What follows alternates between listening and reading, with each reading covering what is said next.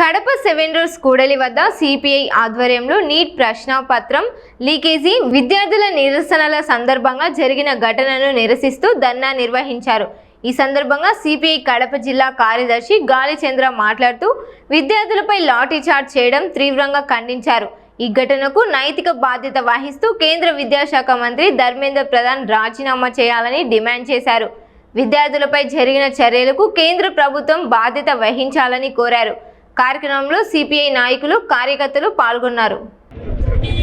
వరుస లీకేజీలకు పాల్పడతా ఉన్నటువంటి నరేంద్ర మోడీ ప్రభుత్వం నైతిక బాధ్యత వహిస్తూ విద్యాశాఖ మంత్రి ధర్మేంద్ర ప్రధాన్ రాజీనామా చేయాలని సాగుతూ ఉన్నటువంటి నెల రోజుల పోరాటానికి ప్రభుత్వం స్పందించకపోవడంతో సామాజికవేత్త ఇన్నోవేటివ్ ఇంజనీర్ అయినటువంటి సోనం వాంగ్చుక్ అనేటువంటి ఒక పెద్ద ఆయన 20 రోజులుగా ఆమరణ నిరాహారదీక్ష చేస్తూ ఉన్నప్పటికీ కూడా పట్టించుకోనటువంటి పాలక ప్రభుత్వము చివరకు చలో పార్లమెంటుకు పిలుపునిస్తే ఈ దేశంలో చదువుకుంటున్నటువంటి విద్యార్థులు, చదువులు అయిపోయినటువంటి నిరుద్యోగ యువత, వాళ్ళను కన్ని పెంచి పోషించినటువంటి గంపెడ ఆశ పెట్టుకొని పిల్లల భవిష్యత్తు కోసం కృషి చేస్తున్నటువంటి శ్రమజీవులు ఎవరైతే ఉన్నారో వాళ్ళందరూ కూడా ఢిల్లీకి లక్షలాది మంది స్వచ్ఛందంగా పార్లమెంటు ముట్టడికి వచ్చారు।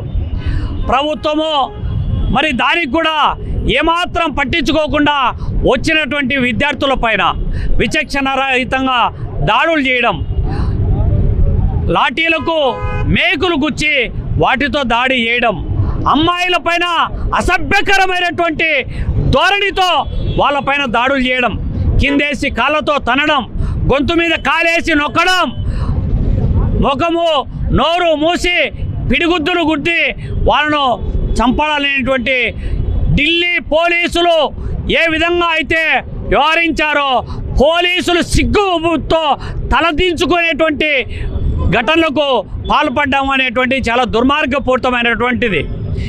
ఇది ఒక నడుస్తూ ఉంటే దేశమంతా వాళ్లకు సంఘీభావంగా నిలబడతా ఉంటే అన్ని వర్గాల ప్రజలు ఢిల్లీ విద్యార్థి లోకానికి, ఢిల్లీ విద్యార్థి పోరాటానికి సంఘీభావంగా నిలబడతా ఉంటే మరి బీజేపీని సమర్థిస్తూ ఉన్నటువంటి బయట లోపల ఉన్నటువంటి ఎన్డీఏ సర్కార్లో ఉన్నటువంటి నాయకుల్లో ఈ రాష్ట్రంలో ఉన్నటువంటి టీడీపీ, జనసేన లాంటి పార్టీలు నోరు మెదపడం లేదంటే వీళ్ళకు విద్యార్థుల భవిష్యత్తు అవసరం లేదు, భావి తరాల భవిష్యత్తు అవసరం లేదనేటువంటి ధోరణితో వ్యవహరిస్తూ ఉన్నారు। ఇంకోవైపు ఇంత పోరాటం జరుగుతూ ఉంటే ఈ పోరాటానికి స్పందించాల్సినటువంటి పాలక ప్రభుత్వము పోరాటం పైన అవాకులు చెవాకులు పేలుతూ ఉన్నారు। ఆర్ఎస్ఎస్ సంఘ్ పరివారు విష భావజాలాన్ని విశృంఖలంగా ప్రచారం చేస్తూ ఉంది।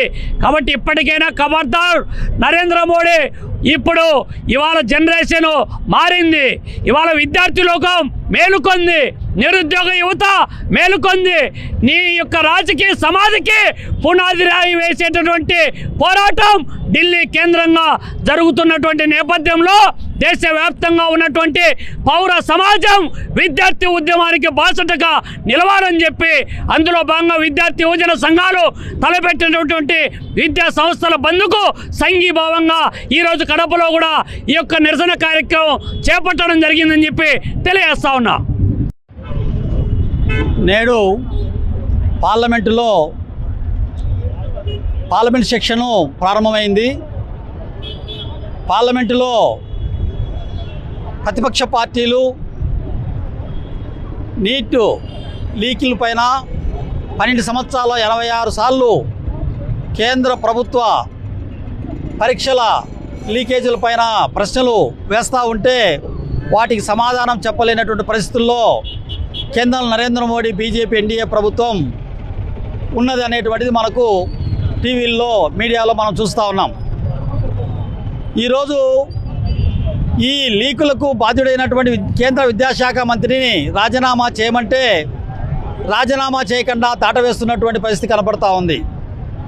రెండోది, విద్యార్థులు పెద్ద ఎత్తున ఢిల్లీ నగరానికి చేరుకొని 3 లక్షల మందికి పైగా వాళ్ళ న్యాయమైనటువంటి డిమాండ్లు అడిగితే పోలీసును, మిలిటరీని పారామిలిటరీని చేత దాడి చేయించి ఎంత ఘోరంగా అంటే అబ్బాయిలను తలలు పాలు కొట్టారు, అమ్మాయిలకు సంబంధించినటువంటి బట్టలు చించారు. ఈ రకంగా ధృతరాష్ట్రుని ఆస్థానంలో ద్రౌపదికి చేసినటువంటి వస్త్రాధరణ లాంటిది ఢిల్లీ నగరం నడిఒడ్డులో జంతర్ మంతర్లో జరిగింది. ఇదంతా కూడా అమిత్ షా చూస్తూ ఉన్నాడు. ఆయన కనుసన్నల్లోనే జరిగింది. ఆయన రాజీనామా చేయాలని మేము డిమాండ్ చేస్తూ ఉన్నాం. అలాగే నరేంద్ర మోడీ నేను ఫాస్ట్ ట్రాక్ కోర్టులు పెట్టాను, వెంటనే మళ్ళా పరీక్షలు పెట్టానని చెప్పి దాట వేస్తూ ఉన్నాడు. జరిగినటువంటి నష్టానికి 23 మంది విద్యార్థులు ఆత్మహత్యలు చేసుకున్నారు. మరి దానికి ఎవరు బాధ్యత వహించాలా? కాబట్టి నరేంద్ర మోడీ, అమిత్ షా, ధర్మాను అనే ముగ్గురు కూడా రాజీనామా చేయాలని చెప్పి మేము డిమాండ్ చేస్తూ ఉన్నాము. ఇది యావత్ దేశ ప్రజల యొక్క డిమాండ్గా దేశంలో ముందుకు వస్తూ ఉంది అనేటువంటిది కూడా తెలియజేస్తా ఉన్నాం. నీట్ ఎగ్జామ్కు మాకు ఉన్న సంబంధం ఏమంటే, మా పిల్లలు కూడా నీట్ పరీక్ష రాసిన వాళ్ళే. దాంట్లో ఉన్న సాధక బాధకాలన్నీ గత 7-8 సంవత్సరాలుగా నేను రెగ్యులర్గా గమనిస్తున్నాను. అది ఒక పెద్ద ప్రహసనం చేసి పెట్టారు నీట్ అనేది. దేశంలో ఇన్ని లక్షల మంది పిల్లలు, చాలామంది ఇంటర్మీడియట్ 2 సంవత్సరాలు కూడా పూర్తిగా 24 గంటలు హాస్టల్లోనే ఉండి 365 రోజులు ఇంకా వేరే ప్రపంచం లేదు అన్నట్టు వాళ్ళ తల్లిదండ్రులు చాలా కష్టపడి డబ్బులు లేకపోయినా కానీ చాలా ఖరీదైన కోచింగ్ని కొంటూ పిల్లల్ని చదివిస్తూ ఉన్నారు. కొంతమంది అయితే ఇంటర్మీడియట్ 2 సంవత్సరాలు కాదు, అసలు 8వ తరగతి నుంచే 6వ తరగతి నుంచే ఇప్పుడున్న కోచింగ్ వాతావరణం, ఈ కాంపిటీషన్స్లో ఐఐటి, జేఈ అని, నీట్ స్ట్రీమ్ అని 6వ తరగతి నుంచి 7వ తరగతి నుంచే కడప లాంటి పట్టణాల నుంచి తల్లిదండ్రులు పిల్లల్ని చాలా దూర ప్రాంతాల్లో, విజయవాడ, విశాఖపట్నం, హైదరాబాద్ లాంటి ప్రాంతాల్లో ఉంచి పిల్లల్ని చదివిస్తున్నారు. ఇట్లా దేశవ్యాప్తంగా కూడా లక్షలాది మంది పిల్లలు, లక్షలాది మంది తల్లిదండ్రులు తమ చెమటను, రక్తాన్ని పెట్టి ఈ నీట్ ఎగ్జామ్ కోసం ప్రిపేర్ చేస్తూ ఉంటే ఇది మొదటిసారి కాదు. ఇది లీక్ కావడము, లేకపోతే అడ్మిషన్స్ అంతా గందరగోళం కావడము అనేది మొదటిసారి అయితే సరే, ఏదో తెలియక జరిగిందో, ఎక్కడో పొరపాటు జరిగింది, దీన్ని క్షమించి వదిలేసేయండి అనేది కోరడంలో కొంత న్యాయం అనిపిస్తుంది. కానీ గత 7-8 సంవత్సరాల నుంచి నేను గమనిస్తున్నాను, ప్రతి సంవత్సరం కూడా నీట్ అడ్మిషన్స్ అంటే ఏదో ఒక గందరగోళం ఉంటుంది.